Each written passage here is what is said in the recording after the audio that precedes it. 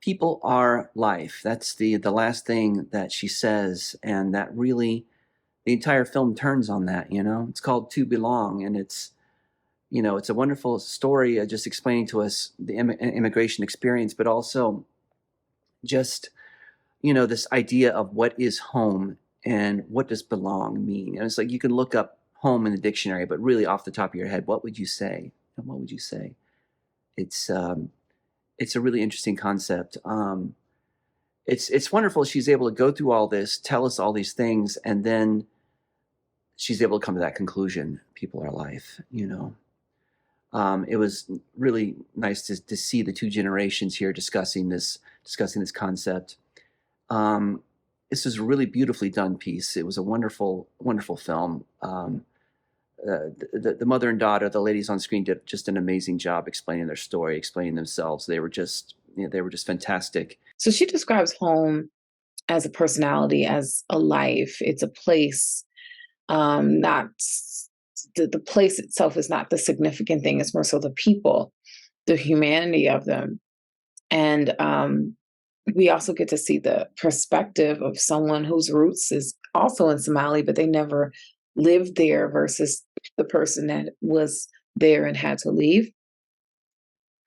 And she's coming to terms herself with where to feel home at, feeling like her culture is detached from her in a way. She also touches on some of the prejudices that she faced um, as growing up in this place where everyone doesn't, necessarily look like her, and reflects on how that shaped her. Her description of home is how people feel for one another, which is such a beautiful description. And with the first subject of this documentary, I do get a sense that she misses her country, because what she misses is a sense of community. Um, and then with the other subject, you see how she relates the connection to community to her grandmother, and she's this very emotional retelling of the end of her grandmother's life and her experiences with that. And it's very emotional. And I feel like maybe losing her grandmother and not having that ability to communicate with her in the way that she wanted to makes her feel like she's losing a connection to her past, her heritage.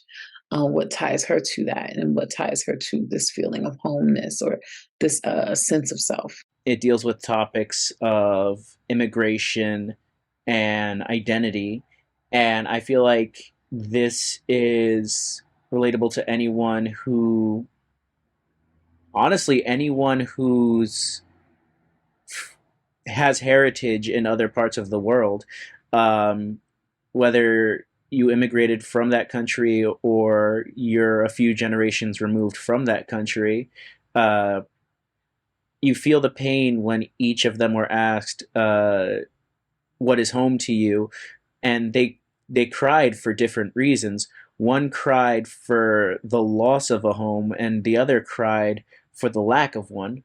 Um, and going from my own personal experience, I feel like for me that lack of a home is relatable in the sense that I feel like many people in America, uh, in North America, um, have that same general feeling where you know your race, you know your ethnicity, but you've never actually been to those places.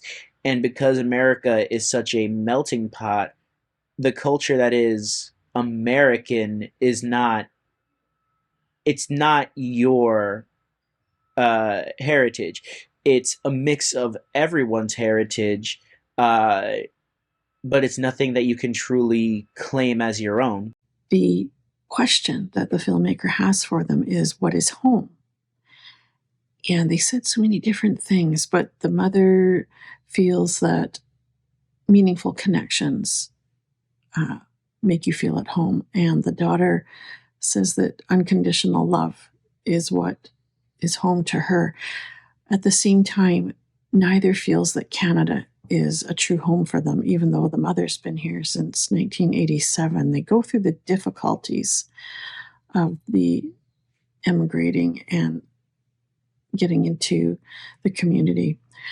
very emotional, a good capture from the filmmaker, and the discussion of needing to go back to Somaliland for the mother and for the daughter to visit it for the first time, and how important that would make them feel about their lives and their wholeness. This documentary seemed like it was very emotional for the subject involved to go back. Nearly broke my heart when the girl started talking about her grandmother, her Somalian grandmother. You could see how the love in her eyes with just how she was crying.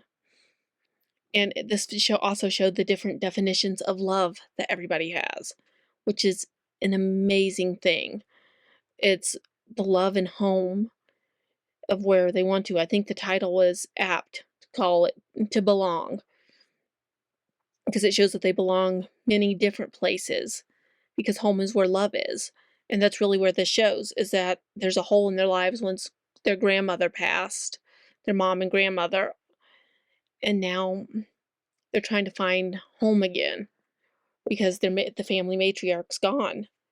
It was very, very endearing to watch. It was bittersweet and a little sad and heartbreaking, but I'm glad that they do have a place to call home, and it's with each other. Gives you an insight on what it means being part of a family that immigrated from another country. Although they immigrated, the first of the family, they immigrated decades ago, but they still find it difficult to establish themselves because of how people see them as different. You know how difficult it is. There is still racism going on every day in the world, and it is a very terrible thing happening. And living the life of this family, you see how they the struggles that they have every day, but also the internal struggles because, as I say, they moved decades ago.